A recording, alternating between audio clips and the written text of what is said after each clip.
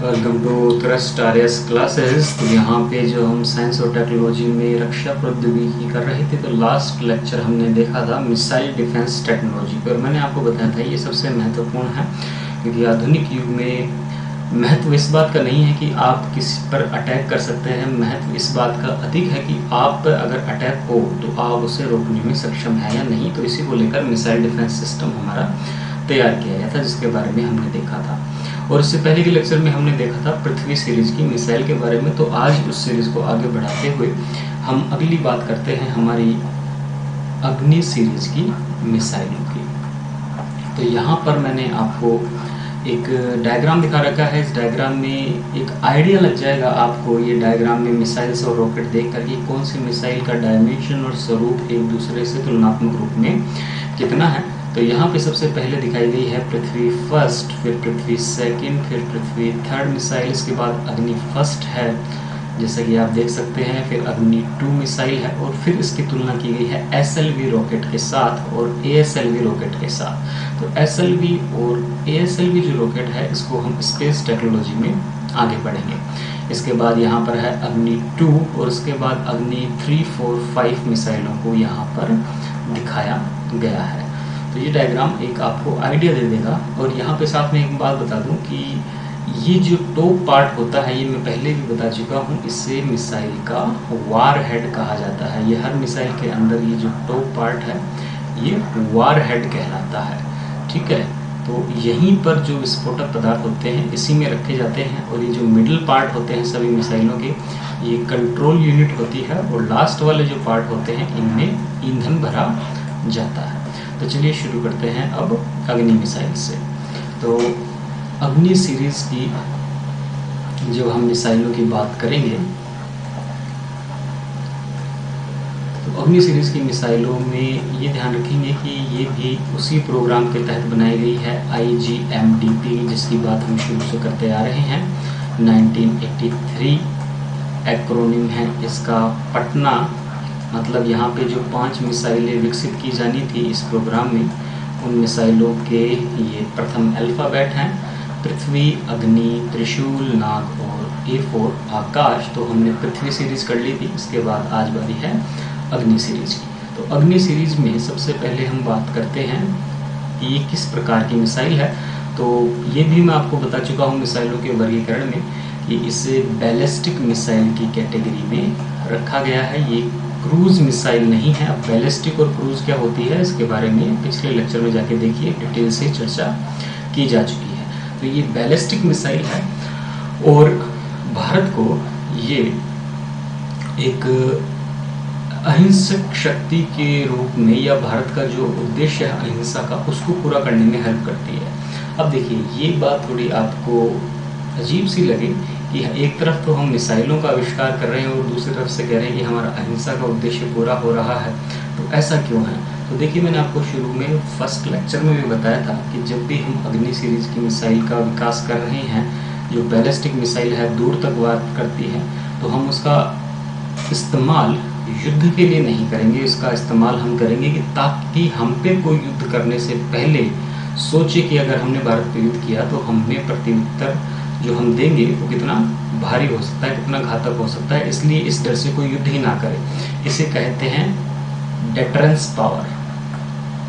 ठीक है, क्योंकि आप ये ध्यान रखिए कि शक्तिशाली जो होगा उस पर कोई अटैक नहीं करेगा, बाकी अगर कोई कमज़ोर देश होगा तो उस पर अटैक किया जाएगा। तो भारत इन मिसाइलों का आविष्कार इसी उद्देश्य के फलस्वरूप कर रहा है। तो चलिए इस सीरीज की फर्स्ट मिसाइल की बात करते हैं, जो कि है अग्नि प्रथम। अब अग्नि प्रथम मिसाइल से क्या क्या प्रश्न आ सकते हैं। तो देखिए, जो प्रश्न आते हैं वो तुलनात्मक रूप से भी पूछे जा सकते हैं, या हर मिसाइल के अलग अलग गुण भी पूछे जा सकते हैं। तो अग्नि फर्स्ट को कहा जाता है SRBM। तो पहली तो यही छोटी सी बात हो गई आपके MCQ टाइप प्रश्नों में। ये आपके करंट जीके के लिए भी इम्पोर्टेंट है, ठीक है, वहाँ से भी इनके बारे में पूछ लिया जाता है। तो BM शब्द कॉमन चलेंगे, इनका मतलब चलेगा यहाँ पे बैलिस्टिक मिसाइल, और ये जो शब्द चलेंगे शुरुआत के, इनका मतलब होगा रेंज से, क्योंकि बैलिस्टिक मिसाइल का जो वर्गीकरण हमने पहले के लेक्चर में देखा था वो इसी तरह से देखा था ये शॉर्ट रेंज बैलिस्टिक मिसाइल, या इसे कहेंगे कम दूरी की बैलिस्टिक मिसाइल। अब कम दूरी कितनी, ये यहाँ पर कम दूरी है 700 से 800 किलोमीटर की। अग्नि फर्स्ट की बात कर रहे हैं सिर्फ हम, और 700 से 800 किलोमीटर की दूरी है, तय कर सकती है।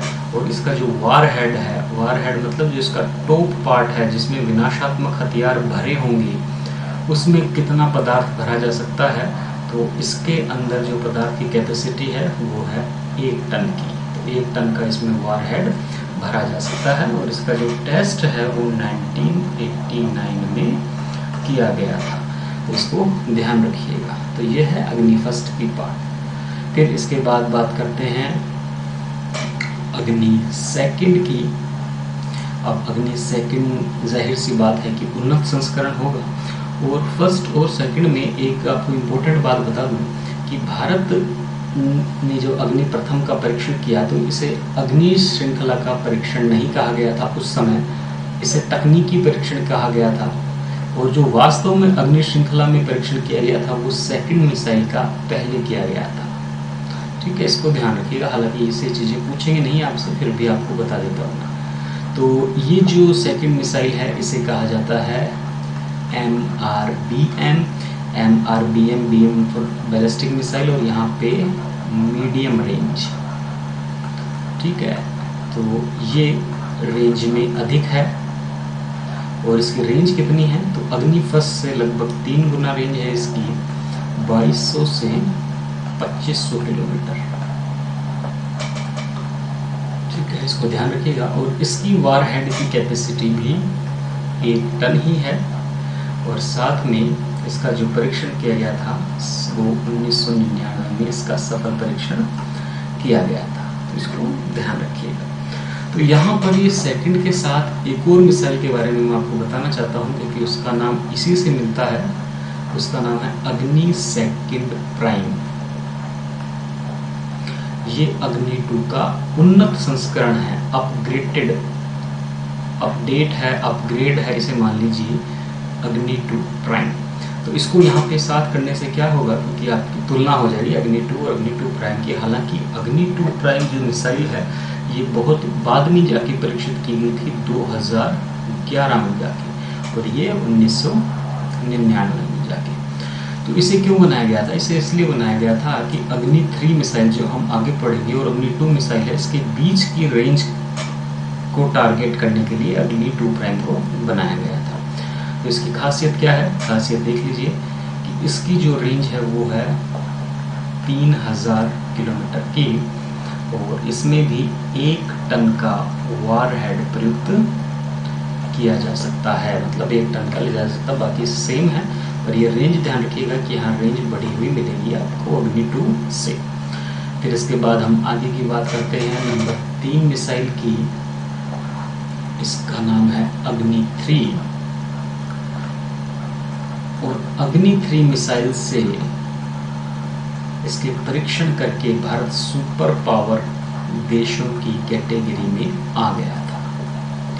अब ये क्या होती है सुपर पावर, मिडिल पावर? तो ये देखिए, विश्व राजनीति में शक्ति संतुलन है पूरे विश्व में। जब हम अमेरिका की बात करते हैं यहाँ पे, तो हम अमेरिका को कहते हैं कि ये सुपर पावर कंट्री है, ठीक है। और जो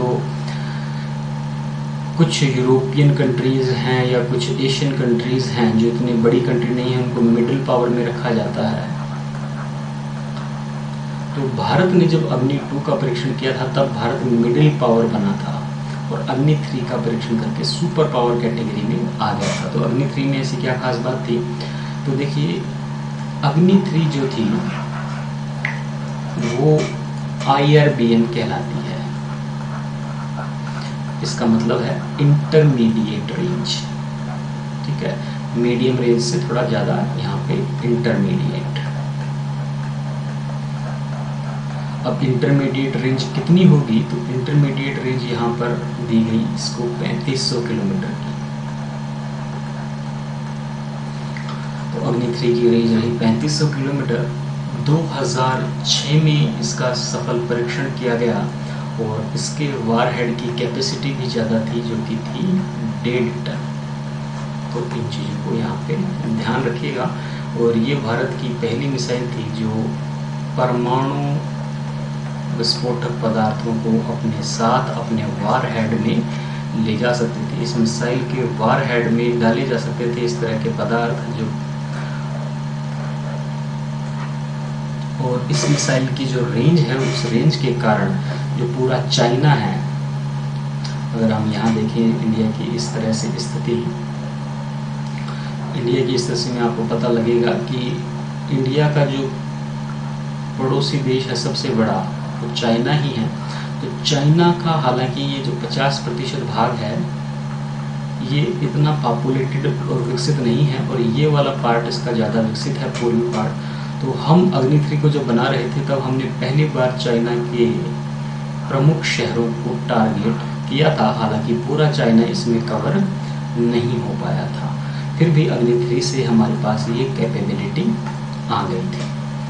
फिर अगले वर्जन की बात करते हैं, अग्नि 2 प्राइम की बात हम कर ही चुके हैं, जो कि अग्नि 3 के बाद बनी थी, क्योंकि उसको मैंने आपको यही समझा दिया था, अग्नि 2 प्राइम को 2011 में और अग्नि 3 2006 में। अगली मिसाइल की बात करते हैं तो अगली मिसाइल है हमारे तो यहाँ पर अब हमारे पास अगली मिसाइल है, ये भी अग्नि 3 सीरीज का ही वर्जन है और इसका नाम दिया गया है अग्नि 3 SL। अब इसकी क्या खास बात है कि इसकी कैपेसिटी भी लगभग अग्नि 3 की तरह ही है, 3500 किलोमीटर की रेंज है इसकी। पर इसमें एक खास बात जो अपडेट की गई वो ये है, जहां अग्नि 3 में केवल 1.5 टन का आप वार हेड ले जा सकते थे, यहाँ पे 2.5 टन का वार हेड ले जाया जा सकता था, और इसका जो परीक्षण है वो 2015 में किया गया, तो इसको ध्यान रखिएगा। इसके बाद हमारे पास अगली सीरीज आती है अग्नि 4 मिसाइल की, और अग्नि 4 मिसाइल की क्या खास बात है, ये IRDM श्रेणी की मिसाइल है। यहाँ पे I का मतलब है इंटरमीडिएट रेंज, तो अग्नि 3 में जहाँ पे लगभग हमारी जो रेंज चल रही थी 3000 से लेकर 3500 के बीच में चल रही थी, क्योंकि सीरीज़ का नाम भी 3 और रेंज भी लगभग इतनी है। तो अग्नि 4 आते ही रेंज भी लगभग इतनी बढ़ जाती है, और यहाँ पे रेंज हो जाती है 4000 किलोमीटर की, मतलब अब 4000 किलोमीटर तक की मारक क्षमता हमारे पास आ जाती है। और यहाँ पर जो वार हेड है वो 1.5 टन का ले जाया जा सकता है, और 2011 में इसका परीक्षण किया गया। अब यहाँ पे एक खास बात देखिए कि 2011 में ही अग्नि 2 प्राइम का भी परीक्षण किया गया, और 2011 में अग्नि 4 का भी परीक्षण किया गया। तो ऐसा कहा जाता है कि अग्नि 2 प्राइम का ये उन्नत संस्करण है, ठीक है। इसी को अपडेट करके अग्नि 4 यहाँ पे बनाया गया। चलिए अब अग्नि सीरीज की अंतिम मिसाइल की बात करते हैं, और वो है अग्नि 5, जो कि भारत की ICBM है। सबसे इम्पोर्टेंट है अग्नि सीरीज में ये बात, ये ध्यान रखिएगा आप कि ICBM क्या होता है। इसे कहते हैं इंटरकॉन्टिनेंटल। अब इंटरकॉन्टिनेंट मतलब होता है महाद्वीप और अंतर महाद्वीपीय बैलिस्टिक मिसाइल। मतलब अगर हम बात करें यहाँ पर कि हम एशिया में रहते हैं, ठीक है, इस तरह से, और एशिया से हम ये मिसाइल अगर US से तक पहुँचाने लग जाएं, या किसी अन्य महाद्वीप में या यूरोप तक पहुँचाने लग जाएं, तब ये एक महाद्वीप से दूसरे महाद्वीप को पार कर जाए, तो इस तरह की जो मिसाइल होती है वो इंटरकॉन्टिनेंटल मिसाइल कहलाती है। हालांकि इसके अंदर भी विकास चलता है, 5000 किलोमीटर से इनकी रेंज शुरू होती है और 10,000 किलोमीटर तक की रेंज जाती है, पर भारत अभी केवल 5000 किलोमीटर में ही अग्नि 5 का विकास कर पाया है। 10,000 किलोमीटर की इंटरकॉन्टिनेंटल मिसाइल का विकास जारी है। तो इसमें ये बात ध्यान रखिएगा कि यहाँ पर ये जो 5000 किलोमीटर की रेंज है, ये इतनी रेंज होती है कि आप एक महाद्वीप से दूसरे महाद्वीप में अपने वार हेड को पहुँचा सकते हो। तो कैपेसिटी वही है इसकी, लगभग 1.5 टन, और इसके अंदर जो इसका सफल परीक्षण किया गया वो 2012 में किया गया। अभी एक सूर्य मिसाइल पे भी काम चल रहा है जो 10,000 किलोमीटर की रेंज की होगी, पर वो जब आएगी तब उसके बारे में हम विस्तार से बात करेंगे। तो ये थी भारत की अग्नि सीरीज की मिसाइलें, जो कि आप इस डायग्राम में भी देख सकते हैं। तो एक मिनट इसको रिवाइज कर लेते हैं। यहाँ पे अग्नि फर्स्ट, ऑफिशियली अग्नि फर्स्ट नहीं कह सकते क्योंकि उसको अग्नि सीरीज नाम देके परीक्षण नहीं किया गया। एक्चुअल में अग्नि सीरीज नाम देके सबसे पहले अग्नि 2 मिसाइल का परीक्षण किया गया था 1999 में, और अग्नि 2 के परीक्षण से भारत मिडिल पावर बन गया था। इसके बाद अग्नि 2 प्राइम आई थी जो अग्नि 2 और 3 के बीच के अंतर को ख़त्म कर रही थी, जिसकी रेंज थी 3000 किलोमीटर। इसके बाद आई अग्नि 3 मिसाइल। अग्नि 3 मिसाइल की खास बात थी कि इससे भारत सुपर पावर की कैटेगरी में आ गया था यहाँ पे। और अग्नि 3 मिसाइल की खास बात ये भी थी कि इसके द्वारा परमाणु हथियारों को ले जाया जा सकता था। फिर आती है अग्नि 4 जो कि अग्नि 2 प्राइम का ही अपडेटेड वर्जन है। और लास्ट में आती है अग्नि 5 जो ICBM है, और भारत इससे सुपर पावर से भी ऊपर कैटेगरी में जंप लगा रहा है, जिसे ग्रेट पावर कहते हैं। और इससे क्या होगा कि पूरे विश्व में शक्ति संतुलन और भी अच्छी तरह से भारत के पक्ष में आ जाएगा। इस मिसाइल को परीक्षण करके एक बात ध्यान रखिएगा, यहाँ पे करंट अफेयर में पूछ ले कि भारत ऐसा छठा देश बन गया था जिसने इस प्रकार की मिसाइल का आविष्कार किया था, तो इसको भी ध्यान रखिएगा। और इस मिसाइल को इतनी दूर तक ले जाने के लिए जिस प्रकार के इंजन की आवश्यकता होती है, तो वो इंजन जो है वो कहलाता है क्रायोजेनिक।